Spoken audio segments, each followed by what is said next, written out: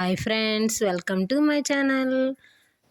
ఈరోజైతే నాగల చవితి కదా, అందువల్ల మేము ఒక్క పొద్దుంటున్నాం అనమాట. మా ఊళ్ళో ఇక్కడ పోలేరమ్మ గుళ్ళో ఉందన్నమాట పుట్టయితే. ఈ గుడి అయితే మాత్రం చాలా మధ్యలో ఉంటుంది అనమాట. అదిగోండి కనిపిస్తుంది కదా వేప చెట్టు, అక్కడ అనమాట గుడి. మేమైతే అక్కడికి వెళ్తున్నాం.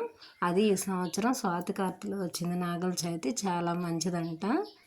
ఈ విధంగా గుడికి వచ్చిన తర్వాత బావిలో నీళ్ళు పొడి లేకుండా 3 బొంగలైనా 5 బొంగలైనా పోసుకొని స్నానం చేయటం అన్నమాట. చేసి పుట్ట దగ్గరికి వెళ్ళి మళ్ళీ 3 బొంగలైనా 5 బొంగలైనా ఎవరి ఆచారం ప్రకారం వాళ్ళు అన్నమాట. ఏదైనా ఇక్కడ ఎవరి ఆచారం ప్రకారం వాళ్ళు చేస్తారనమాట. మేమైతే 3 పోసుకుంటాం అన్నమాట. 3 పోసుకున్న తర్వాత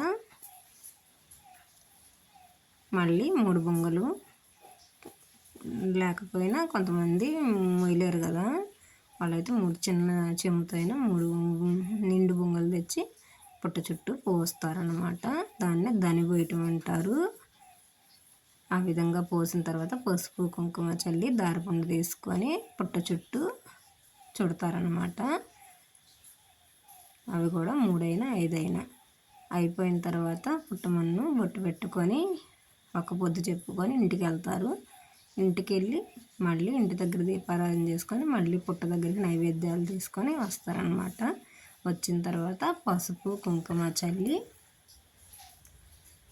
పువ్వులు పెట్టి అరటిపళ్ళు దక్షిణ పెట్టాలి. పెట్టిన తర్వాత కోనుల్లో మనం ఇంటి దగ్గర నుంచి తెచ్చిన సజ్జలు బెల్లంతో బెల్లం బియ్యపిండి కలిపి నైవేద్యం చేస్తాం అన్నమాట. అది ఆవు పాలు అరటిపండు కోనుల్లో వదలాలి. 3 కోనుల్లో వదిలిన తర్వాత కడ్డీలు వెలిగించి కర్పూరంతో హారతిస్తాం అన్నమాట.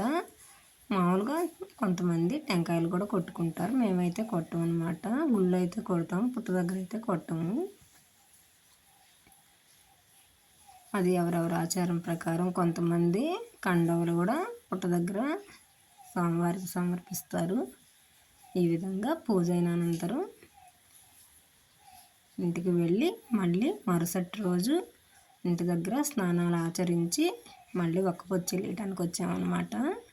ఇప్పుడు ముందు రోజు చుట్టిన దారపు పోగులు ఉంటాయి కదా, వాటిని కత్తిరించాలి. కత్తిరించి నూకలు ఆవు పాలు అందులో పోసి ఒక్కపొద్దు చెల్లు చెప్పి ముందు రోజు పోగులు పోసుకున్న దారపు పోగులు పోసుంటాం కదా, అవి తీసుకొని పుట్టమన్న తీసుకొని రావటమే.